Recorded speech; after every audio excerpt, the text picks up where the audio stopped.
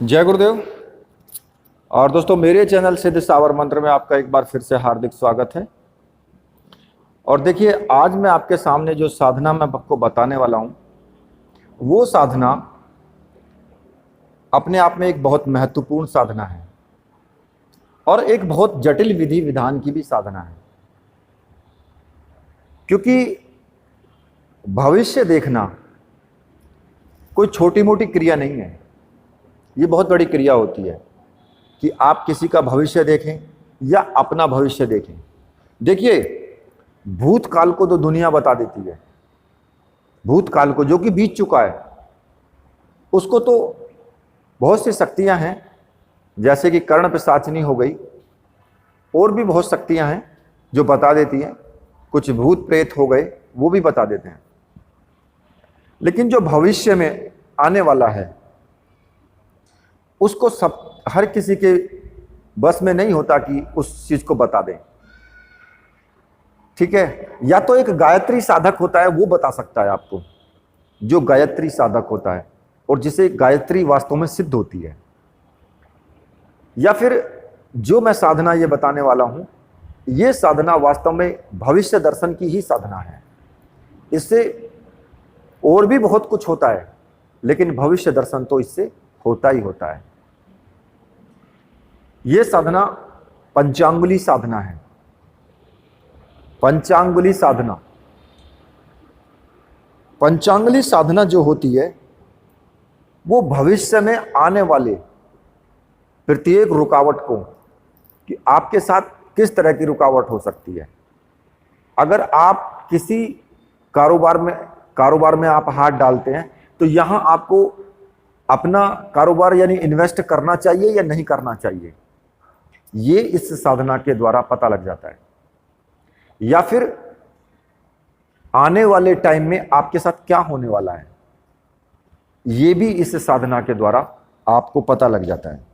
क्योंकि ये जो देवी होती है, ये भविष्य की और हाथ की रेखाओं की ही देवी है। पंचांगुली यानी कि 5 उंगलियां जो होती हैं, उन पर जो जो रेखाएं, हाथ पर जो रेखाएं खिंची होती हैं, कई लोग तो हाथ देख करके बताते हैं कि आपके साथ ऐसा हो सकता है आगे चल करके।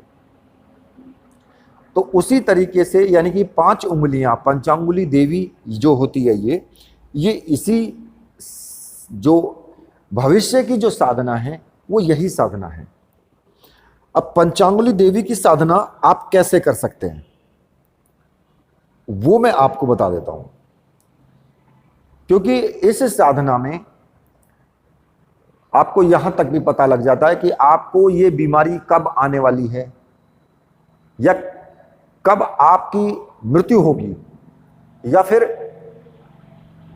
आपके परिवार में किस व्यक्ति की मृत्यु हो सकती है, या कितने दिन बाद हो सकती है, या कब होगी, या उसको क्या परेशानी आने वाली है। ये सब चीजें इसमें पहले से ही पता लग जाती है, केवल इसी साधना से। ठीक है, और ये जो साधना है, ये आप किसी भी समय आप इसको प्रारंभ कर सकते हैं। जैसे कि सर्वार्थ सिद्धि योग होता है, उसमें इस साधना को प्रारंभ कर सकते हैं। अमृत सिद्धि योग होता है, उसमें आप इस साधना को प्रारंभ कर सकते हैं। या फिर किसी विशेष मुहूर्त में इस साधना को आप कर सकते हैं। और ये साधना अगर आप किसी तीर्थ भूमि पर करें, या फिर गंगा यमुना का कोई तट है, या नदी है, या पर्वत है, या कोई गुफा है, या किसी मंदिर में भी की जा सकती है। और अपने घर के लिए, अपने घर में किसी एकांत रूम में भी की जा सकती है ये साधना। इस साधना में जो आवश्यक है वो शुभ दिन और शुभ मुहूर्त का होना आवश्यक है।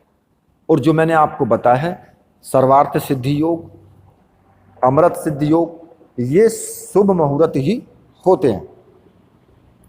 अब आपको क्या करना है कि इसमें आपको ज्यादा कुछ सामग्री की आवश्यकता नहीं है। पंचांगुली देवी का चित्र होना बहुत जरूरी है। पंचांगुली देवी का चित्र, पंचांगुली यंत्र, ठीक है, और माला। अगर माला ना भी हो तो कोई दिक्कत नहीं है इसमें। माला अगर आपके पास नहीं है तो कोई प्रॉब्लम नहीं है, और अगर है तो बड़ी अच्छी बात है। तो आपको क्या करना है कि जो पंचांगुली देवी का चित्र है वो एक लकड़ी का बजोट आपको रख लेना है। लकड़ी का बजोट मतलब कि लकड़ी की चौकी, क्योंकि कई बार ऐसा होता है कि बजोट समझ में नहीं आता बहुत लोगों को।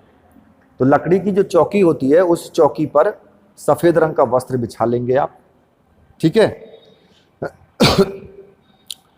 और अगर आप का मकान कच्चा है तो उसे गोबर से लीप लें, मतलब कि साफ सुथरा होना चाहिए। पूजा करने से पहले जब साधना शुरू करें तो उससे पहले उसको धो लें अच्छे से, ठीक है। और इस साधना को आप सुबह के टाइम कर सकते हैं, ब्रह्म मुहूर्त में कर सकते हैं इस साधना को, यानी 8 बजे से पहले पहले आपको यह साधना करनी है। अब वैसे मैं आपको बताऊं तो इस साधना में बहुत जटिल विधि विधान है इसका, कि इसमें षोडशोपचार पूजन करो, और इसमें काफ़ी ज़्यादा गणेश जी का पहले पूजन करना पड़ेगा। फिर आपको जो है संकल्प, न्यास, मंत्र, प्रथम आवरण पूजा है, द्वितीय, तृतीय, चतुर्थ, पंच, मतलब कि 9 आवरण तक पूजा करनी है। फिर भूत संहार करना है, मतलब कि आप इस विधि विधान को करने में ही आपके 2 घंटे से ज़्यादा लग जाएंगे। लेकिन मैं जो आपको बता रहा हूं वो बहुत ही सरल तरीके से बता रहा हूं।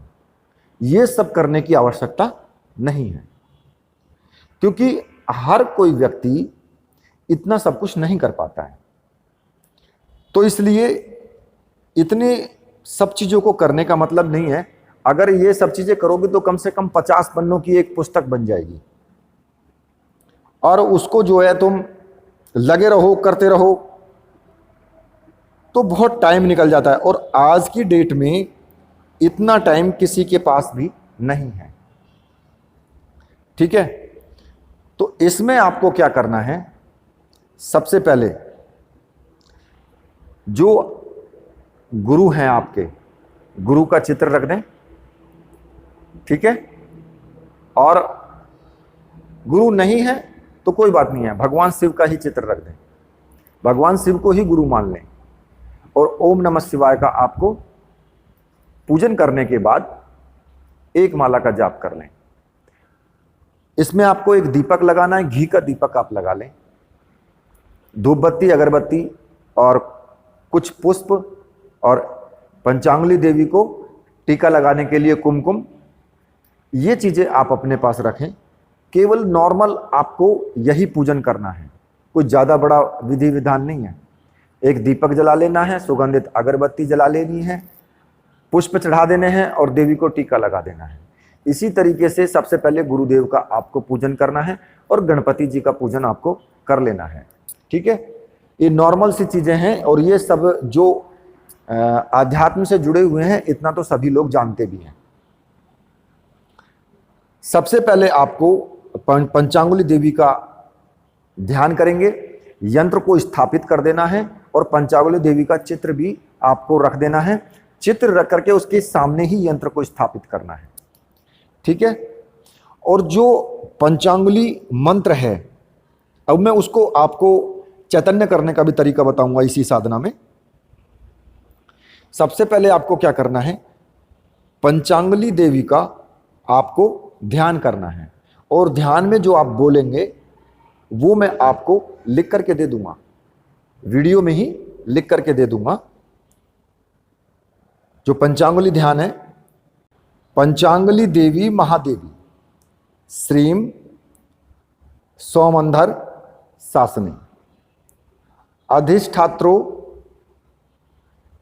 कर स्यासो, शक्ति है श्री त्रिदिशो सितु है। इसका आपको ये ध्यान मंत्र बोल करके आपको ध्यान करना है, और ये ध्यान आपको पंचांगुली माता का जो चित्र है उसके सामने ही करना है। और यंत्र का आपको छोटा सा पूजन जो मैंने बताया है उसी तरीके से आप कर लेना, कि दीपक दिखाना, उसको पुष्प चढ़ाना, एक टीका लगाना, उसी तरीके से यंत्र का भी आपको कर लेना है। अब आता है पंचांगुली देवी का मंत्र। तो मंत्र थोड़ा सा बड़ा है और मंत्र मैं आपको बता देता हूं, और मंत्र को मैं लिख करके भी दे दूंगा आपको, ठीक है। तो इसमें जो आपको इसको जो चैतन्य करना है मंत्र को, वो चैतन्य करने के लिए इसमें क्या करना है आपको कि ई, जो ई होती है बड़ी ई, उसको बोलना है मंत्र शुरू में और मंत्र के लास्ट में। केवल इसको बोलोगे तो ये मंत्र चैतन्य हो जाता है, केवल ई बोलने से। एक बार मंत्र बोल लें, शुरुआत में ई और लास्ट में ई। अब मैं आपको इसका मंत्र आपको मैं बता देता हूं कि मंत्र आपको किस प्रकार से जपना है और कौन सा मंत्र जपना है। तो मंत्र इस प्रकार से है, ओम नमो पंचांगुली परशरी माता मयंगल वशीकरणी लोहमय दंड माननी 64 काम विहड़नी रण मध्ये राउल मध्ये शत्रु मध्ये दीपान मध्ये भूत मध्ये प्रेत मध्ये पिशाच मध्ये झोटिग मध्ये डाकणी मध्ये संखणी मध्ये यक्षिणी मध्ये दोषणी मध्ये गुणी मध्ये गारुड़ी मध्ये विनारी मध्ये दोष मध्ये दोष शरण मध्ये दुष्ट मध्ये घोर कष्ट मुझ ऊपर बुरो जो कोई करे करावे जड़े जड़ावे चिंते चिंतावे तस माथे की माता पंचांगुली देवी तणो वज्र निर्धार पड़े ओम ठम ठम ठम स्वाहा। इस मंत्र के शुरुआत में ई और लास्ट में ई बोल करके एक बार मंत्र को चैतन्य कर लें, और उसके बाद आपको केवल उंगलियों पर ही 21 बार इस मंत्र का जाप कर लेना है। केवल 21 बार, ज्यादा नहीं, 21 बार। क्योंकि ये जो मंत्र है ये साबर मंत्र है। सच्चाई है कि ये साबर मंत्र है पंचांगुली देवी का, और जो वैसा है जो वैदिक मंत्र है वो छोटा है, लेकिन साबर मंत्र बड़े ही होते हैं। तो इसमें ये एक साबर मंत्र ही है एक तरीके से। तो वैसे अगर आप देखोगे तो ये साधना बहुत लंबी साधना होती है और इसमें बहुत ज़्यादा परिश्रम करना पड़ता है, क्योंकि इस साधना में गणपति पूजन हो गया, संकल्प, न्यास, प्रथम चरण का पूजन, द्वितीय तृतीय मतलब 9 चरणों के पूजन, भूतोपसंहार, कहने का मतलब यंत्र की प्राण प्रतिष्ठा, और ये सब संजीवनी बनाने के लिए बहुत कुछ ध्यान, अंतर्मात्रिका न्यास, मतलब कि 40-50 प्रश्नों की बुक बन जाएगी एक, और इतना काम करना सबके बस में नहीं है। तो इसलिए मैंने ये सरल तरीके में आपको बताई है कि केवल 21 मंत्रों का जाप आप प्रतिदिन करें, बस, ज्यादा नहीं, 21 मंत्रों का जाप। और ये जो मंत्र सिद्ध प्राण प्रतिष्ठा युक्त होने चाहिए पंचांगुली देवी का चित्र और यंत्र, इसमें माला की आवश्यकता नहीं है, केवल यंत्र और जो आपके चित्र है वो होना चाहिए आपके पास में, ठीक है। और ये सुविधाजनक भी है, मतलब कि आपको छोटा सा पूजन करना है और ये प्रतिदिन आपको करना है। अब आप देखेंगे कि किसी किसी को तो 1 महीने में सिद्धि प्राप्त होती है, किसी को 3 महीने भी लग सकते हैं और किसी को 6 महीने भी लग सकते हैं। ये प्रत्येक साधक की अपनी अपनी जो उसका तप होता है उसके ऊपर निर्भर होता है कि उसको कितने दिन में सिद्धि इसकी मिलनी है। इस मंत्र के जपने से ही आपको धीरे धीरे धीरे धीरे पूरे तरीके से आपको सिद्धि मिलना शुरू हो जाएगी। मतलब कि केवल 21 बार जपेंगे प्रतिदिन और साधना को जारी रखना।